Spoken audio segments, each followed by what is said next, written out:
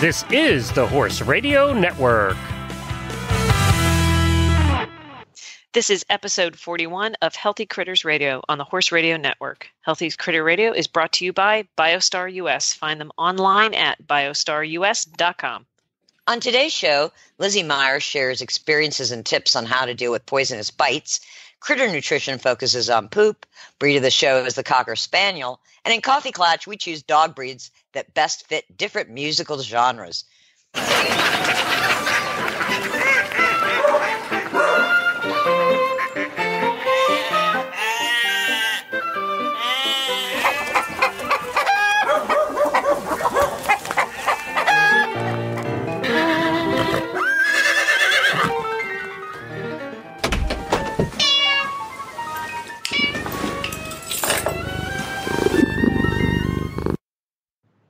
Boy, I don't know if it's the same in Texas or Virginia or Florida, but it is hotter than Hades here. Oh gosh, yeah, it's. I live in Houston. I'm humid. Yeah. Oh, please. Oh, please. It's been yeah. There was predictions that we were going to have a very intensely hot summer, but it was going to be quick. But it was going to be hotter than normal, but quick. So that's what I'm banking on. And that's what I live for, is that truth. And I don't want anybody to ruin it. Jennifer, is it hot? It must be hot in Florida. It's always hot. Yes, it's hotter in Hades. July and August are the tough ones. Yeah. Mm-hmm. And we're getting up into the real feel index in the triple digits. So it's pretty wicked out now. Whoa. Yeah. It's pretty wicked. Yeah. So with your horses now, Tigger, you have retirees at your place, right? Yeah. Do they just spend all of their time out of doors, or do they come in, or how do they hang out this time of year?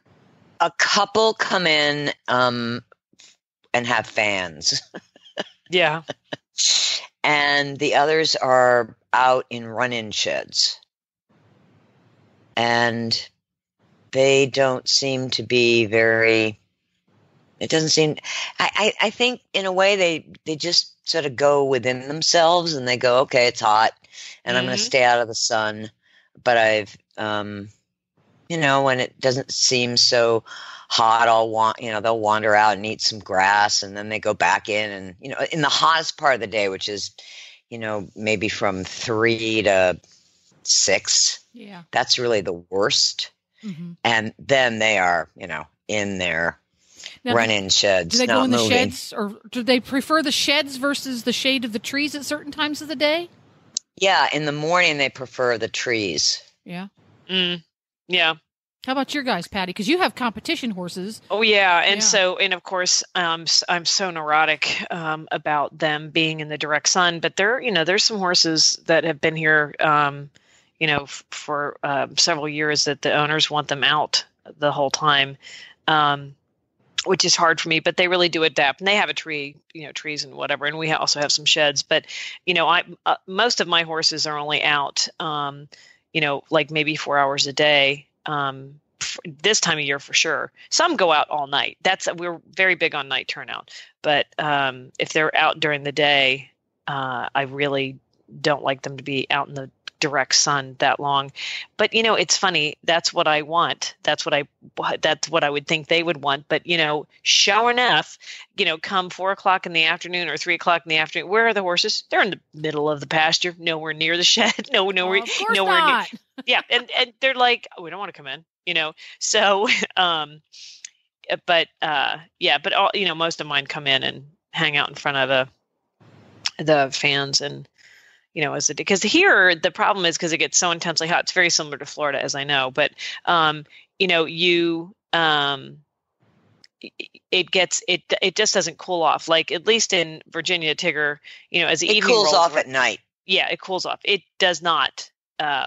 It stays. I woke up this morning and it was still 83. Okay. Yeah, that's tough. I don't mind 83. I really don't. I don't mind 83. I don't like 96. Not a lot. Yeah. No. That's not my favorite. Not at all. But so Jennifer, your horses are in stalls during the day?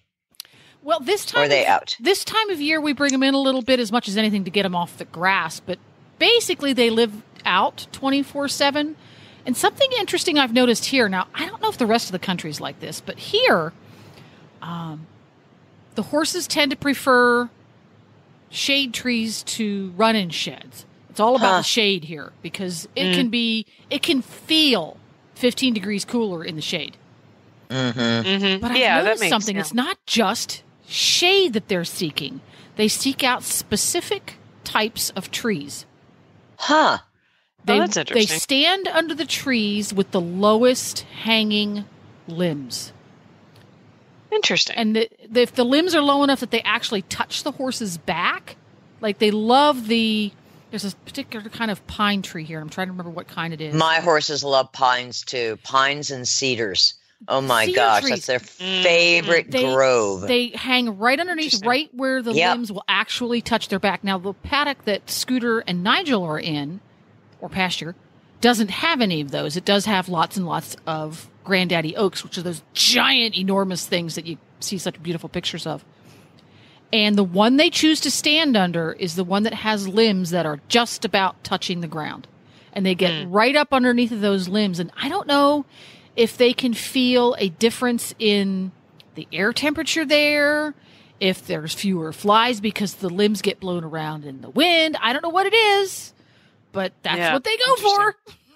Well, one thing I've noticed is the horses that are in during the day in actual stalls with vans, when I turn them out into their night turnout, they make a beeline for the cedars. And they must be getting the cedar oil, even though they're fly sprayed, they go up in there and get that cedar scent on them. And that must be another kind of repellent. Well, I should think that insects in general are not going to want to hang around that cedar tree. So that would make perfect sense. They're so smart. They are smart. Interesting. And I tell you, that horse hydrator, I just can't believe how much more they drink. That's interesting. It's really incredible to me. And I have good well water, but they drink more. And there's nothing that makes me happier than to see them drink a lot of water. Amen. Yeah. Well, there you go. A lot of water. There you go. Yeah. Speaking of drinking water and staying healthy, our guest coming up here is going to have an interesting story about staying healthy. I wonder if hydration has any effect on what she went through. That's a good question. That's a really good question. Well, why don't we get Let's talk to her and find out. Let's find out. And we're here with Lizzie Meyer from Whole Horse Consulting. And Lizzie has had some interesting experiences with scorpion bites.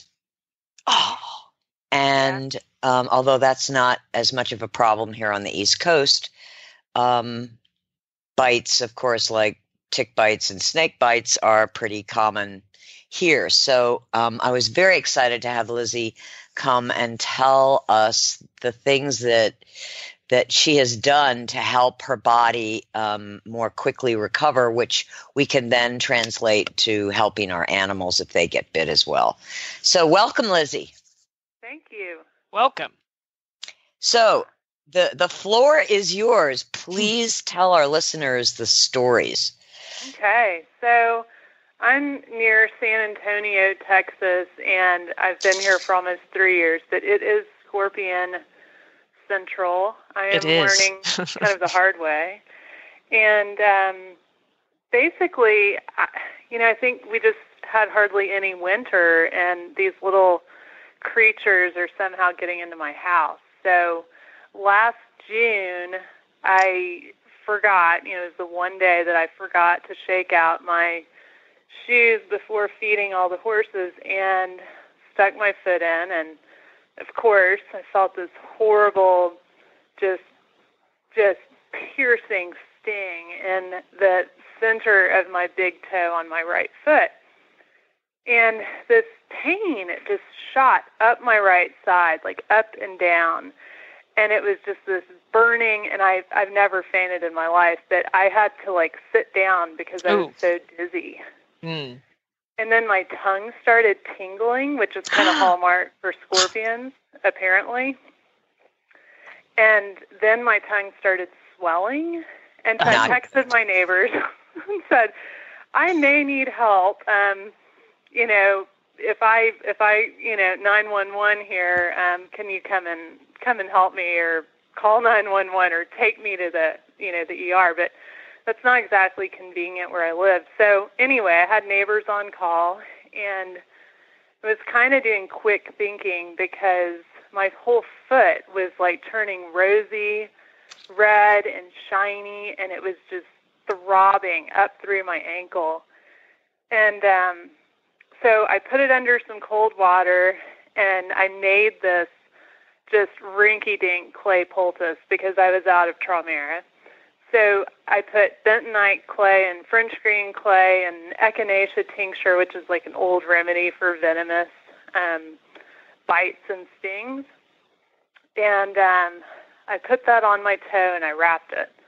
And it kind of felt good for a few minutes, but didn't really help that much. Then I took some homeopathic, couple of remedies for stings and bites, but I didn't really have the perfect one for scorpions. So I kind of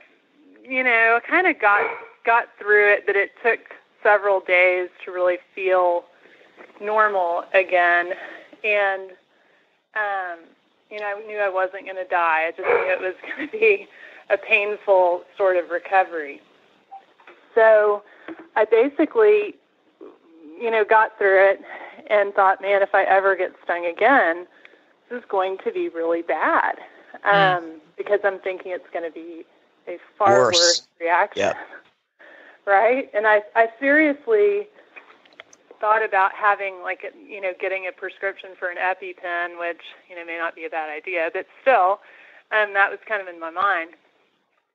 And so I got really good about shaking out my shoes and, never missed a day. And then I had a sick goat, and I was sleep deprived, and it was about a year later. This was last week. And I was walking through the house at night, getting ready to go check on my goat, and bam, I stepped on a scorpion on the rug on my other foot. Oh, God. Yeah. So I immediately take homeopathic echinacea in a very high potency. It was a 10M, which is like the big guns. And I had gotten it to keep in my first aid kit for snake bites and severe envenomations, really, for the horses and the dogs and the goats and whatever other critters here. And I hadn't even used it.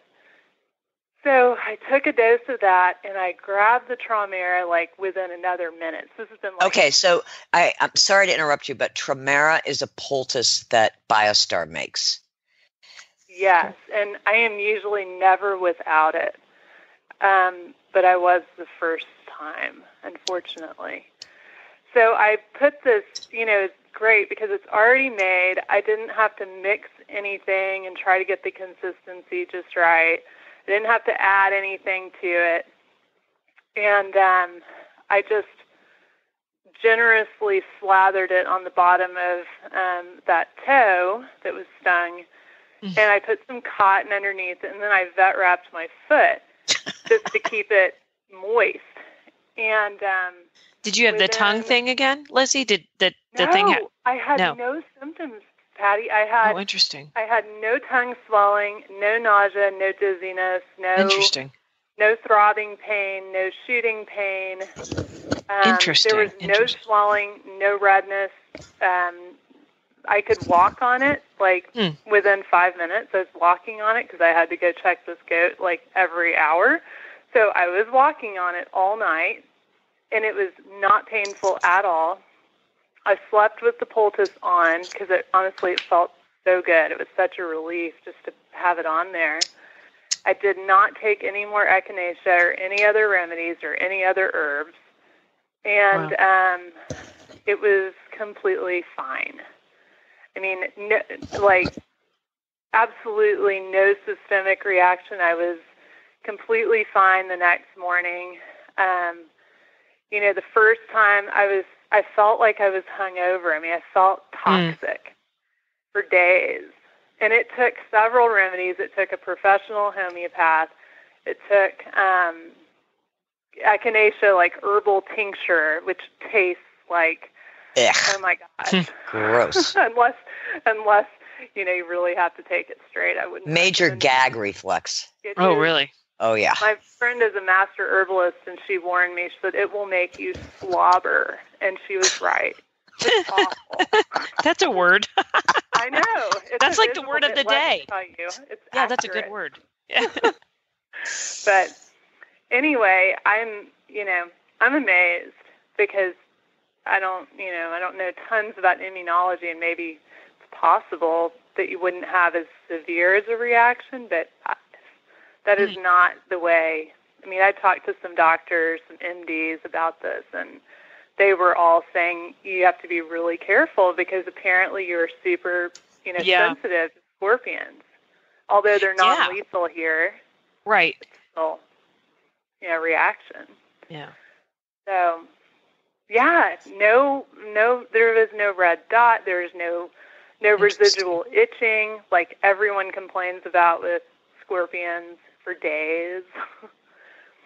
So I feel really confident that between the echinacea to neutralize the venom and just deal with the internal reaction, the Traumera poultice really, it must have pulled the venom or some of the, whatever those properties of that venom are out before there could be an issue, any other reaction. It's so interesting that you're telling this because about, I go to San Antonio and do a clinic once a month and never even thought about scorpions. And this past year, I had mentioned something to one of the girls' houses that I stay at. And I said, well, what, I never really thought about it, but yeah, I guess there's scorpions here. I'm like, oh yeah, there's scorpions here and, blah, blah, blah. And I'm like, okay, well, I was like, well, where do you normally see them? Like, well, sometimes you'll see them in the house, always check your shoes and whatever. Well, I said that no sooner the next visit I come, I'm in the bathroom and I see a scorpion on the floor. And the thing that is weird I about would have had a heart attack. Well, they're somewhat translucent. And I had Burke, my dog, with me, and we're going, just running, and then they're blah blah. And I stand. I'm like, huh. So then I call for my friend Rose, and she comes running in because I get probably more of a scream, and screamed, whatever. And I'm like, is that a scorpion? She goes, you idiot, give me your shoe. And she just starts squashing it. I'm like, I was going to flick it with my finger. And she goes, oh my God. Well, anyway, so then of course I'm reading up on it, and then I'm looking in the bed and underneath the sheets and everything. And sure enough, the next time I was there again in San Antonio, there's just one walking across the driveway, and everybody said it's kind of the same thing because I guess because it wasn't that much of a winter, and it doesn't have something to do with it when it rains more there. When it's too dry or something, I can't remember. But they're just kind of, yeah. And I recently saw that there was a clinician there, and she posted on Facebook that there was a scorpion on her bed. So I think it's it's an epidemic. It is. But it's my biggest fear. Well, if you're prepared, Patty, it's cake. I have told all of my friends and family, you need homeopathic echinacea and you need Traumera. This is all you do, and it's easy.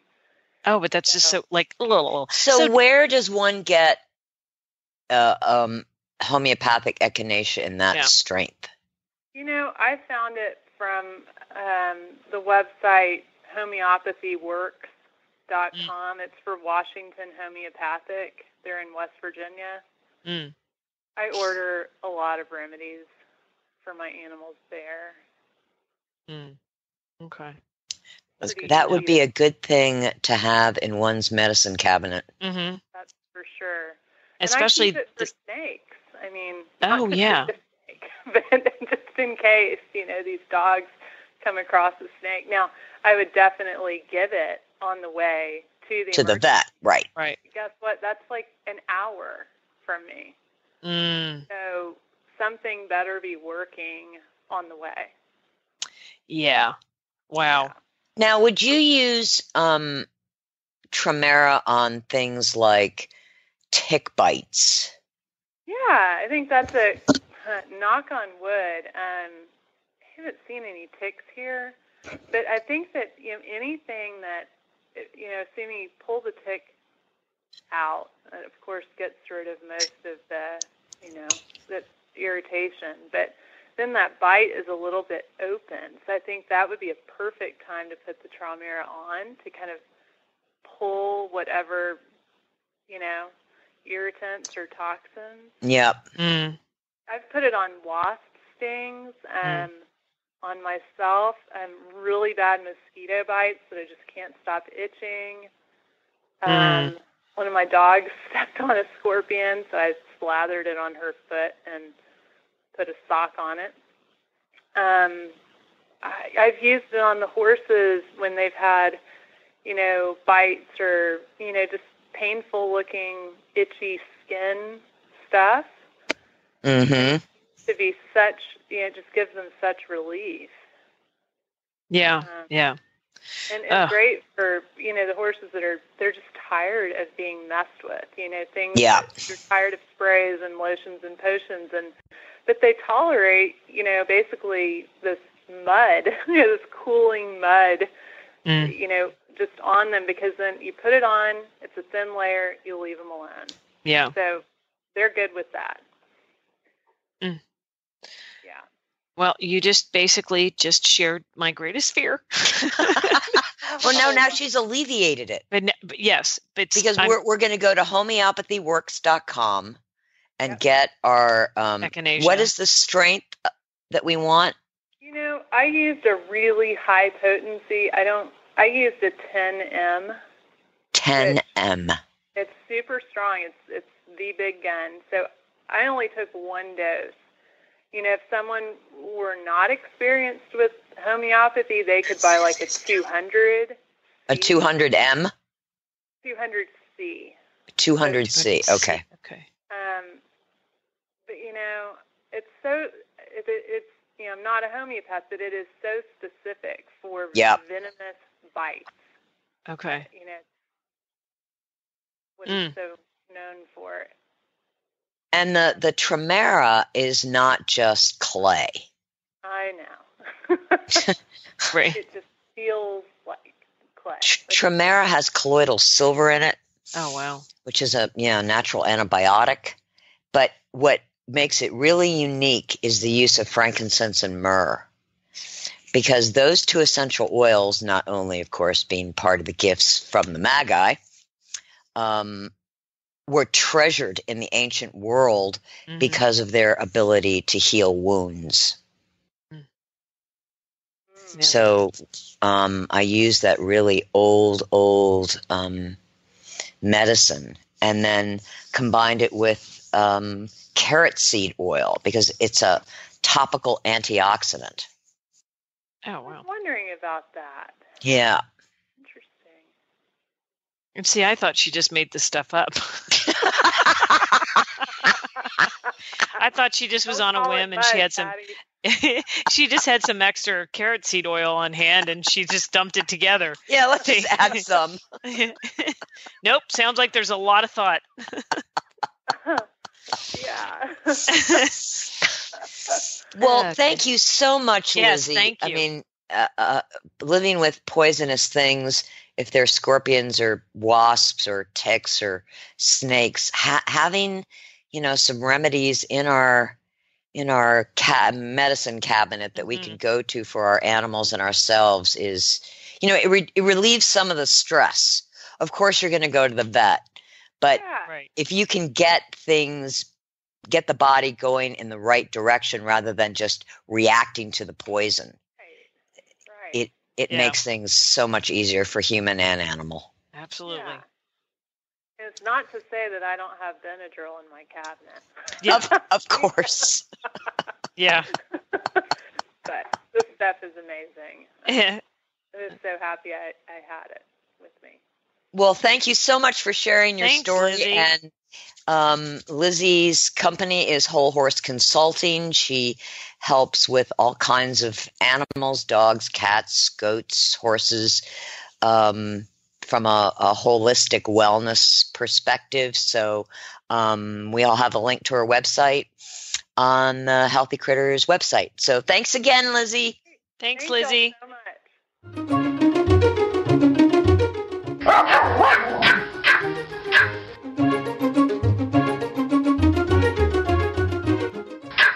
Hello. Hetty! It's Hetty. Hi, Hetty. Hello. This is a phenomenal experience. I'm speaking into a box. Oh, you're a high-tech puppy. I'm not a puppy. You're a high-tech, high-class dog. Pomeranian. Yeah, come right in. Oh, God. And you're funny. That was Okay. good. Well, Jennifer has a question for you, Hetty. Oh, Jennifer, do ask your query. Oh, I'm so excited to ask you this question. We just survived yet another 4th of July holiday. And it can be so very stressful for animals and humans. So we want to get some feedback from you. What, in your opinion, are good alternatives for holiday 4th of July celebrations besides fireworks? What should we be doing instead of fireworks? Adopting small dogs. Of course. And giving them cheese. And giving them cheese. Now, Yes. should we be adopting these small dogs? Are large dogs allowed to be adopted, or just small?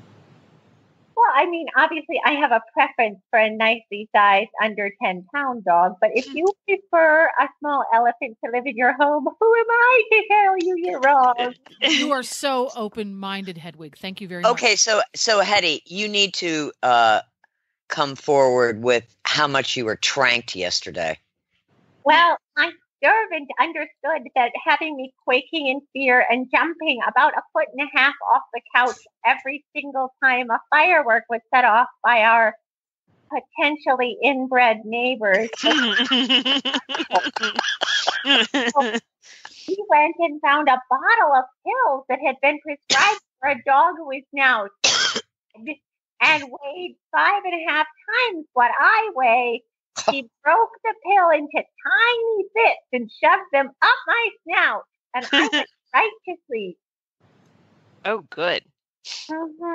I spent my 4th of July in a, well, let's just say blissful haze. It was since the 1960s. Perfect. I'm not judging. I'm just saying. Well, wouldn't it be nice if you didn't have to go into a coma? I mean, aren't there other ways that humans could celebrate the holiday without terrorizing dogs and horses? Yes, I'm sure that would be a special and fun addition to my life if people would stop lighting things on fire. One nice thing that people could do is, for example, have a picnic, a quiet picnic where they fed their dogs cheese and ham and egg sandwich. And spent time with their loved ones. What better way to remember our founding fathers than to eat cheese? An American tradition. Another thing that people could do is gather friends and family and try to sing the Star Spangled Banner on key. On key. Also, very few people know the words. So this would be a sort of educational experience. It could take some time, though, doing that on key. Yeah, but if they Facebook Live it would be precious. It would go viral. Another thing is people could read the Declaration of Independence so that when it is available, they actually know what it is. Oh, there's a thought. There we go. We could do that. It's remarkably short, and none of the words are that hard, so everyone can understand it. There we go. Excellent There you points. go. All excellent ideas. All Amy. excellent. Yes, thank you. Thank you. So that's my thinking. Family sing along with cheese and a history lesson. Okay. I'm sure that's going to catch on next year. We'll look for it. Yes. It's going to be a thing. It's going to be big. That's right. Bye-bye, Hetty. Bye, Hetty. Hetty. And now it's time for the breed of the show. We are now at the breed of the show segment, and I have chosen to do a Cocker Spaniel. And interestingly enough, I don't know that much about them. They're kind of an interesting. They're so cute. You got to admit, Cocker Spaniels are pretty cute. They're really cute.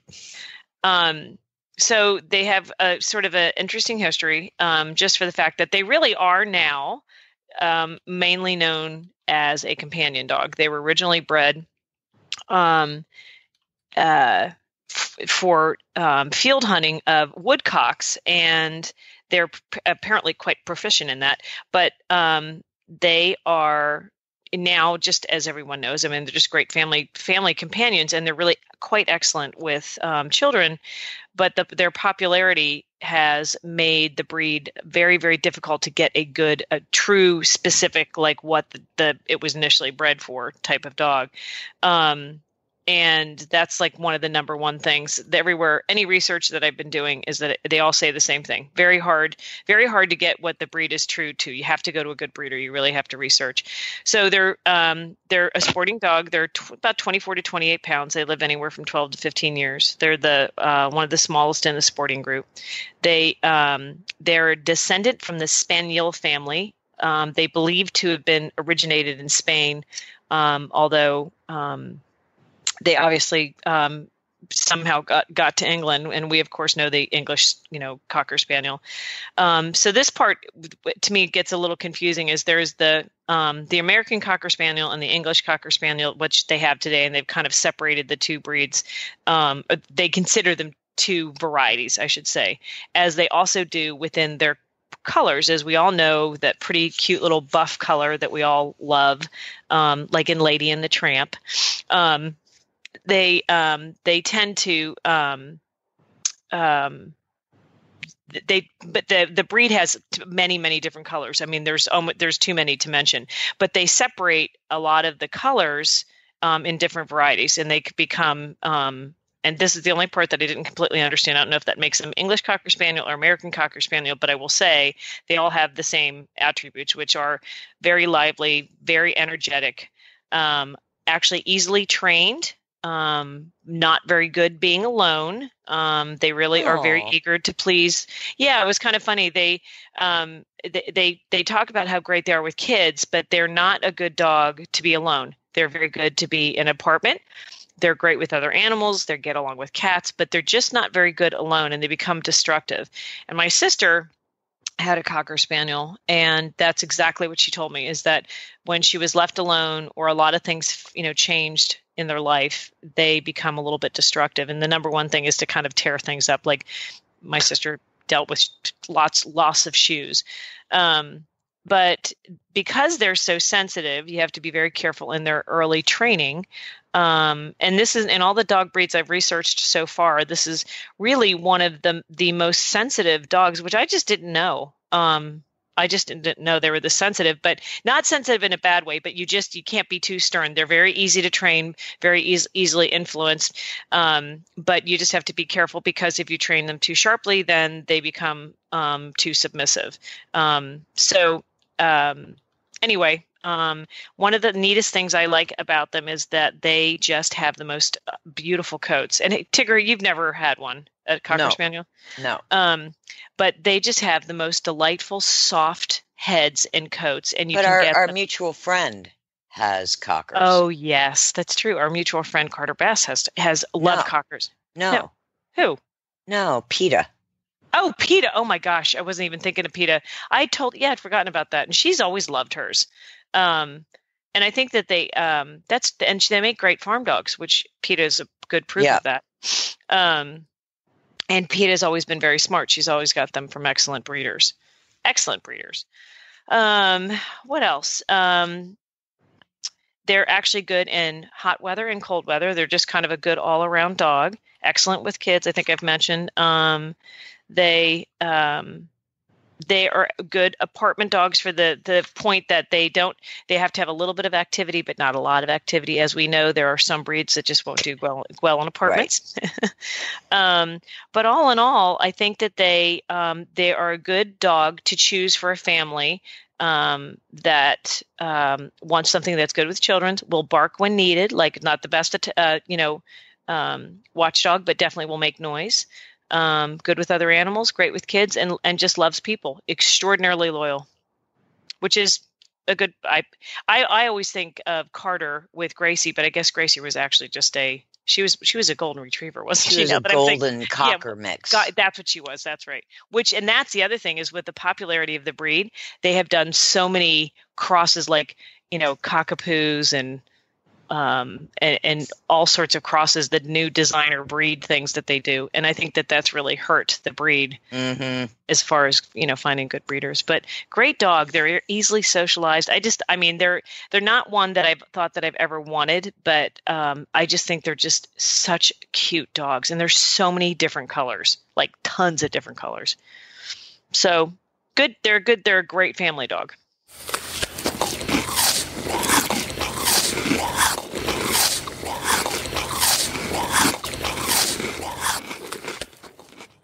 In Critter Nutrition today, we're going to talk about poop. Horse people are unique in many ways, but among our various and interesting quirks is our obsession with poop. Typical is a non-horse person coming to a barn, wrinkling their nose and asking, "What is that smell?" A horse person cocks his or her head and responds, "What smell?" We recently hired a young man to help us on the farm. He wanted to learn to muck stalls. I felt instinctively protective of stall mucking because it affords me the time and focus to assess the amount of urine and quality of the manure. Of course, horse people don't confine their poop obsession to horses. Poop obsession includes any and all of the animals we live with. It also includes our own personal manure. I never had children, but I can imagine being absolutely consumed with the quality and quantity of my child's poop. A 1,000-pound horse produces approximately 50 pounds of manure per day, which is roughly the equivalent of 10 tons per year. For me, manure is part of soil regeneration, and composting it or spreading it is key. In countries like Holland, the manure is taken away and made into a liquid fertilizer, which is then returned and spread on the land. It's a brilliant recycling method. You have to know what normal is for your horse.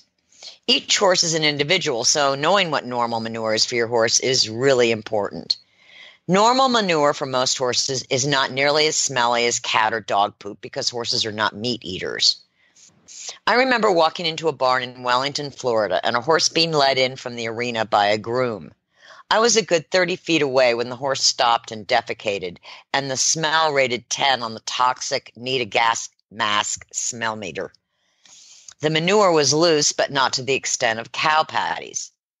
"Is this manure normal for this horse?" I asked the groom. He nodded. Turns out I needed to ask him in Spanish because I didn't know he didn't speak English. When the owner walked in, I showed her the manure and asked her if this was normal for her horse. She said, "Yes, his manure has been that way since we went on XYZ feed a year ago." When we changed the feed, the gas mask toxicity smell went away. The consistency of the horse's manure went from sloppy to well-formed, the new normal. There are several conditions that can cause too wet manure. The infectious variety from bacterial infection, such as salmonella or Colostrum difficile. Diarrhea can be the result of hindgut ulcers, internal parasites, response to certain antibiotics, or management related to diet change, new spring grass, too much protein or too much fat, and adding a new supplement. Parasites. Specific parasites such as roundworms, strongyles, and tapeworms can cause diarrhea as well as weight loss, colic, and poor coat quality. These parasites are developing resistance to multiple wormers, and because there are no new dewormers or new classes of dewormers in development, routine fecal egg counts are now an essential part of the management of our horses. In this way, we can specifically target parasites with the available wormers and avoid resistance by worming based on the old guidelines of worm horses on a 6 to 8 week schedule. Manure that's too dry. Drier manure balls can indicate lack of hydration, which could lead to impaction. To help increase hydration, I have found that the horse hydrator helps many horses drink more water because it filters out impurities, including heavy metals, pesticides, and herbicides. Wet food can also help with hydration. Sand in the stool. Horses that graze on sandy soil pastures or in sandy dry lots with hay can get sand in the intestinal tract, which can lead to impactions and sand colic. An easy way to test for sand in the GI tract is to take a clear rectal exam glove, add some fecal balls and water, shake it, and let it settle. If sand is present, you will see it in the fingers of the glove. To help clear the sand from the gut, chia is an excellent source of insoluble fiber like psyllium that helps to move the sand out of the GI tract. Stool color. Brown, green, even reddish-brown fecal balls from a high beet pulp diet are the common variations of equine manure. Too much vegetable oil can cause a grayish, oily color. The colors to be concerned about are red or manure balls with spots of blood and the manure that is black. Black feces are extremely uncommon in horses, but in either case of red or black stools, call your veterinarian. Healthy gut, healthy manure. To maintain a healthy gut and produce healthy manure, it's important to, number one, add probiotics if your horse is on antibiotic therapy. Never give probiotics at the same time you administer antibiotics. If your horse is on antibiotic therapy for a week, you will want to continue probiotics for a week after antibiotic therapy. If your horse is on antibiotic therapy for 3 days or 30 days, continue probiotics additionally for the amount of time your horse was getting antibiotics. Make sure the probiotic you use has a minimum of 100 billion CFUs, that's colony-forming units, per 1 or 2 servings. The gut cannot be colonized with less than 100 billion CFUs, and in some cases may need upwards to 400 billion CFUs.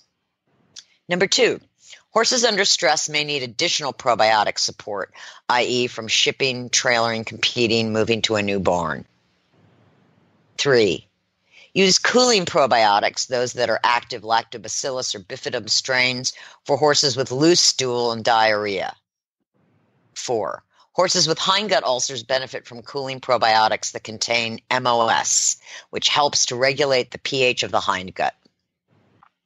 5, use warming probiotics, those that are active yeast strains, for horses with hard or dry manure.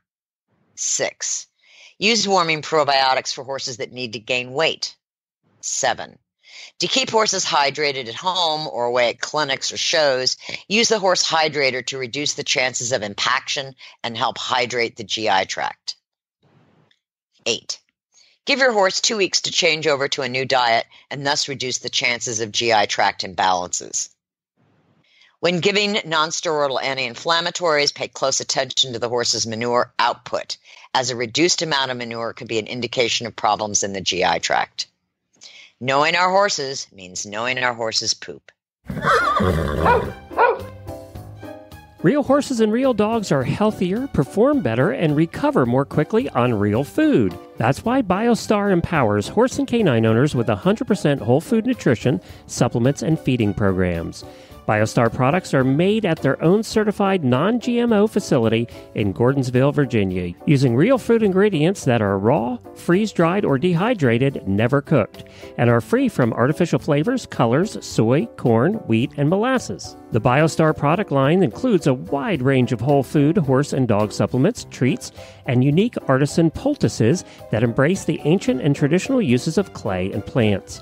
Visit biostarus.com today and learn about whole foods and canine and equine nutrition so you can make the best decisions about the care and health of your horses and dogs. That's biostarus.com.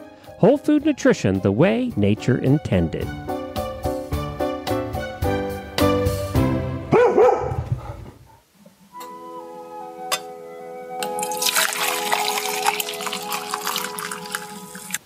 And we've arrived at Coffee Clatch, and we have an interesting topic today. Dog breeds that best represent various musical genres. Rock, pop, heavy metal, jazz, blues, classical, and rap.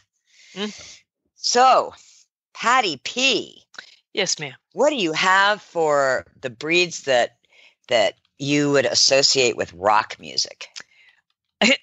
I chose Tigger, a Kuvas.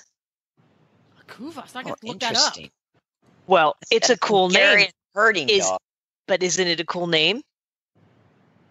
You know what? My ex-husband had a Kuvas. Oh. I just thought I went with it because it was so different, and I just thought it was the coolest name. And it just, I've never, again, that's a good reason to go with a dog breed for rock music. Cool name. Absolutely. Yeah. It looks a little bit like the Great Pyrenees. It does. A little bit, little lighter type, yeah. Yeah, it's big and white and fluffy. Yeah. Yep. They're very protective. Very, very guardian breed. Interesting. Tiggy, what do you have?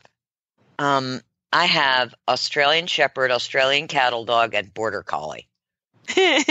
All for the okay. That's good. Well, those breeds just seem like rockers to me. They seem like rockers, I would agree. What do you have, Jennifer? Oh, which one's my rocker? Let me find. I have so many on here. Oh, my rocker is a Bedlington Terrier. Really? Yes. Oh, yeah, that's good. That's good. Yeah. Yeah, I like that. Weird looking.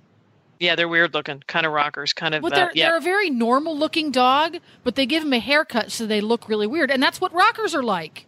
Mm-hmm. Like Gene Simmons looked like a normal guy when he's not made up. Good yeah, point. but they're more. He's more heavy metal than rock. Yeah, but then that's just he's a rocker. He's still rock, right? And I hear Star Wars in the background. Yeah, I just turned my phone off. Okay. Yeah. Okay. If John Williams was a dog breed, what would he be? Pop music. What do you have, Jennifer?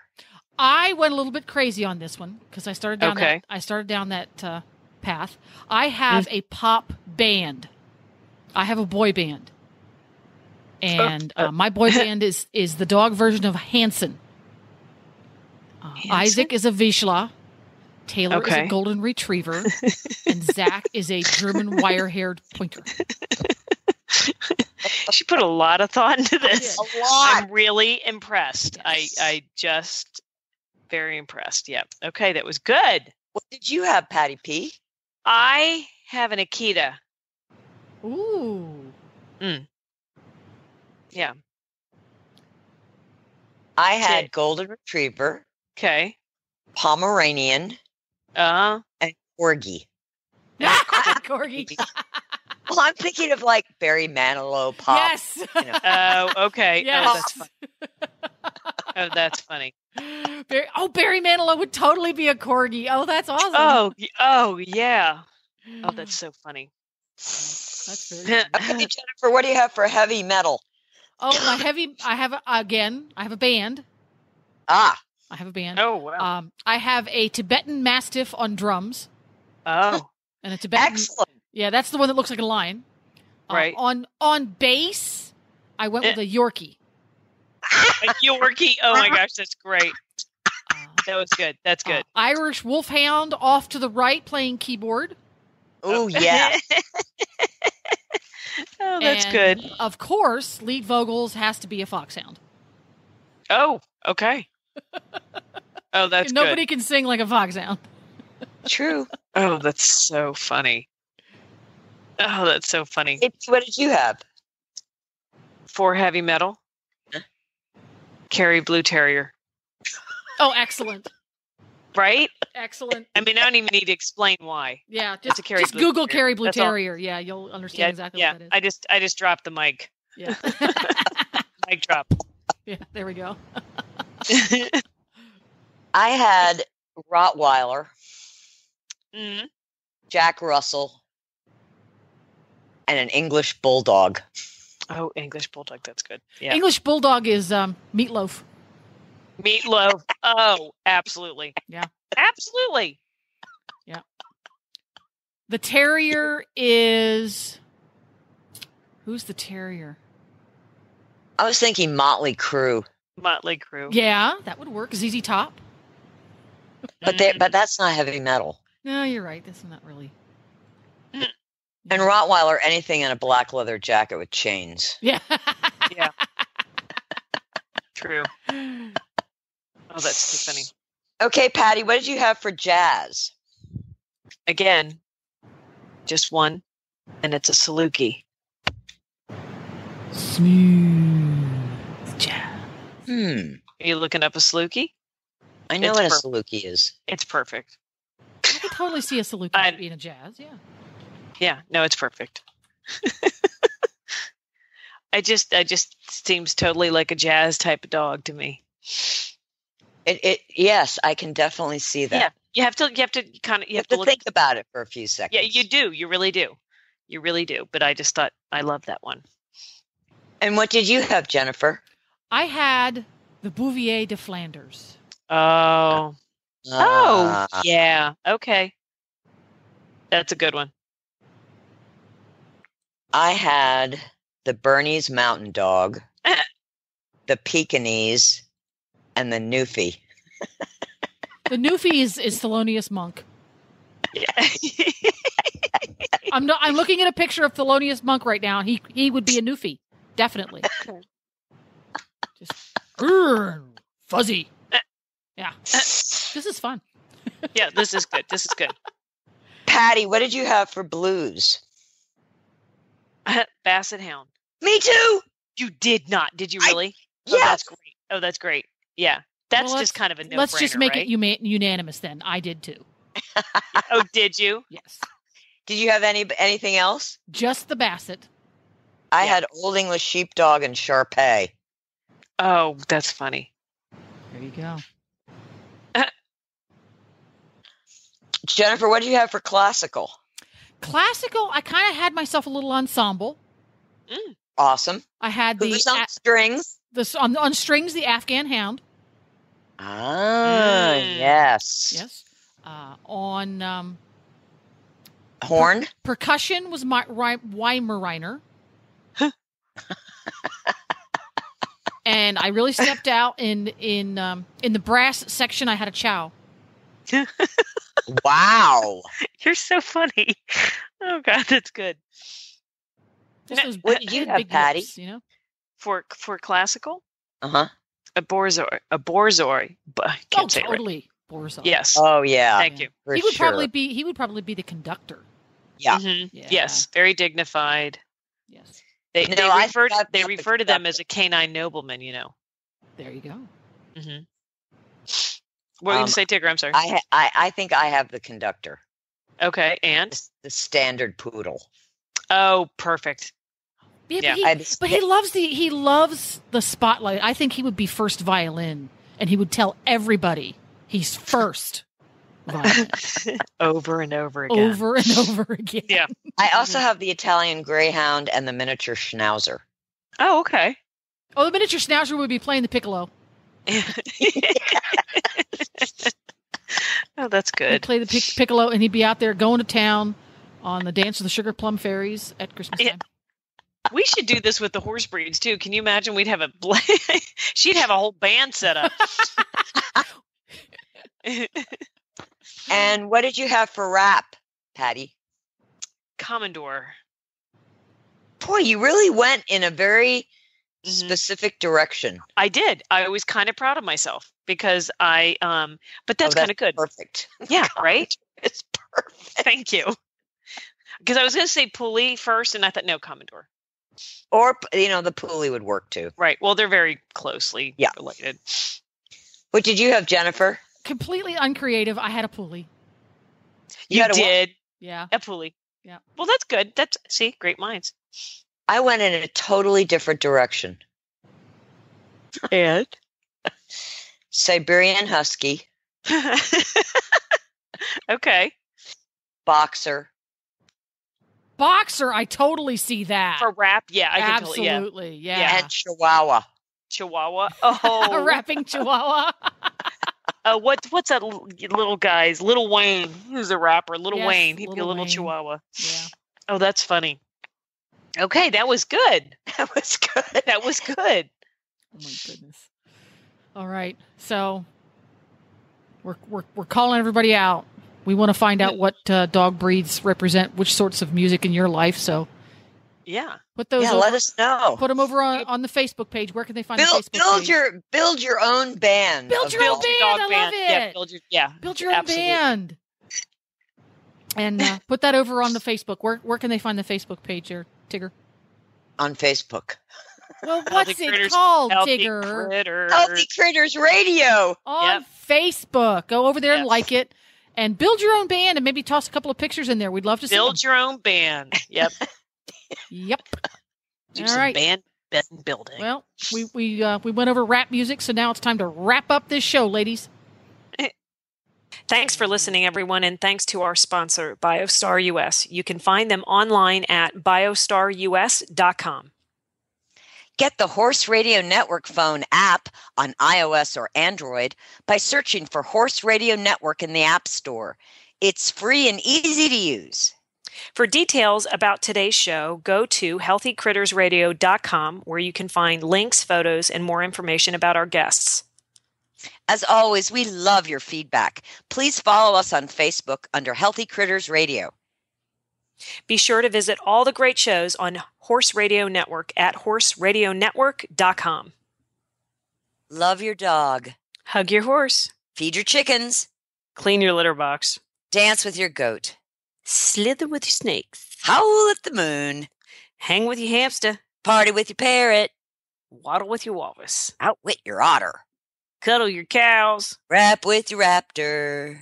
Go chipping with your chipmunks. Forgive your fox. While hedging your hog. We also recommend that you rack with your raccoon. Gyrate with your giraffe. Meditate with a meerkat. Uber with your orangutan. Facebook with your flamingo. Ponder with your panda. Walk with your Wookie. Yawn with your yak. Twitter with your toucan. Go raining with your reindeer. Dropbox your dragon.